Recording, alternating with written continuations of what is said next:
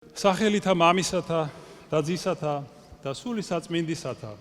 თქვენო აღმატებულებავ ბატონო პრეზიდენტო, თქვენო აღმატებულებავ ბატონო პრემიერ-მინისტრო, თქვენო აღმატებულებავ ბატონო პარლამენტის თავმჯდომარე, ყოლად სამღვდელონო, დემთავარნო, ძვირფასო მამებო, ძმებო და დებო, გილოცავთ საქართველოს მართლმადიდებელი ეკლესიის ავტოკეფალიის აღდგენის დღეს და გადმოგცემთ სრულიად საქართველოს კათოლიკოს პატრიარქ ილია მეორის ლოცვა-კურთხევას. დღეს ჩვენ ვფიქრობთ ავტოკეფალიის მნიშვნელობაზე ქვეყნის და ეკლესიის ცხოვრებაში. ავტოკეფალია არის ეკლესიის დამოუკიდებლობა, რომელიც საქართველოს ეკლესიამ მოიპოვა მე-5 საუკუნეში ანტიოქიის ეკლესიისგან წმინდა მეფე ვახტანგ გორგასლის ღვაწლით და ძალის ხმევით. და ეს მოვლენა იქცა საფუძვლად და მამოძრავებლად მთელი ჩვენი ქრისტიანული კულტურის,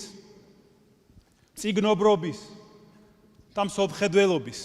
და ჩვენ დღეს გადავიხადეთ სამადლობელი პარაკლისი და ვმადლობთ უფალს ამ დიდი მადლისა და წყალობისთვის.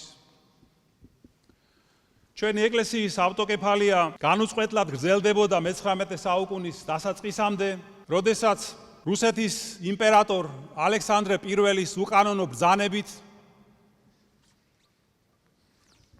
გააუქმეს ჩვენი ავტოკეფალია. კათოლიკოს პატრიარქი ანტონ მეორე გაიწვიეს საქართველოდან, რაც ფაქტობრივად გადასახლებას ნიშნავდა და საქართველოს ეკლესიის მმართველობა ჩააბარეს რუსეთიდან მოვლენილ საგანგებო პიროვნებას ეგზარქოს. აი ეს ვითარება უმძიმესი ჩვენი ეკლესიისთვის და ერისთვის 106 წელიწადს გაგრძელდა. და აი ამ პერიოდს ასე ახასიათებს წმინდა კათოლიკოს პატრიარქი კალისტრატე ცინცაძე. მინდა წაკითხოთ ამონარიდები მისი ქადაგებიდან და წერილებიდან. დიდი რუსეთის ეკლესიის თავი ვერ მიუდგა პატარა საქართველოს ეკლესიის სხეულს.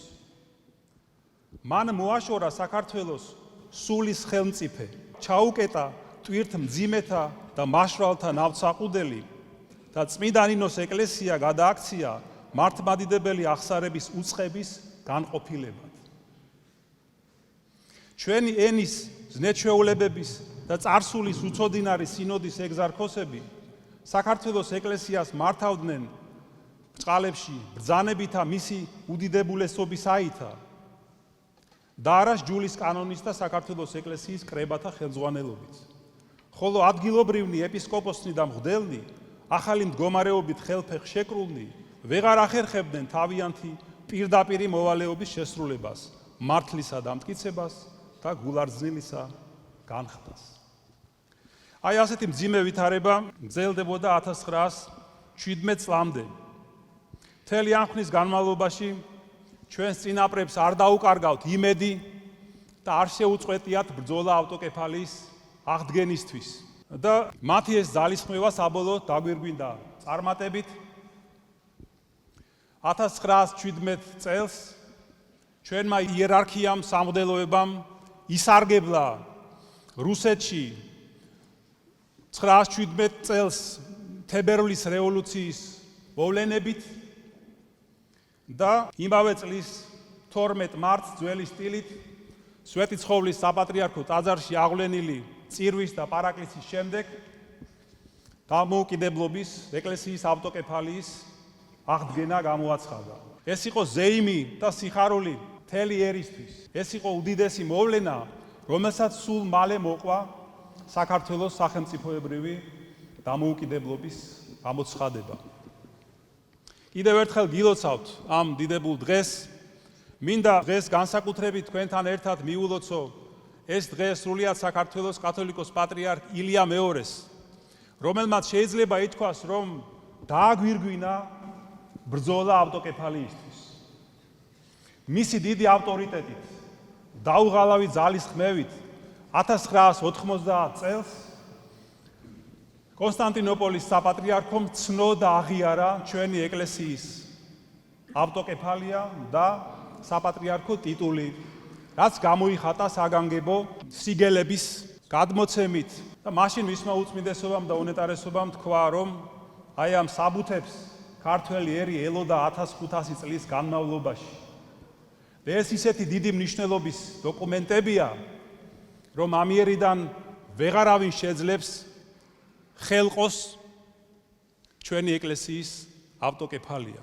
და დღეს მადლობა ღმერთს ჩვენი ეკლესიაც და სახელმწიფოც თავისუფალია, დამოუკიდებელია, მაგრამ ეს კიდევ უფრო მეტად ვალალდებულებს ჩვენ, რომ ვიზრუნოთ და ვიშრომოთ ამ თავისუფლების შენარჩუნებისა და გამტკიცებისთვის.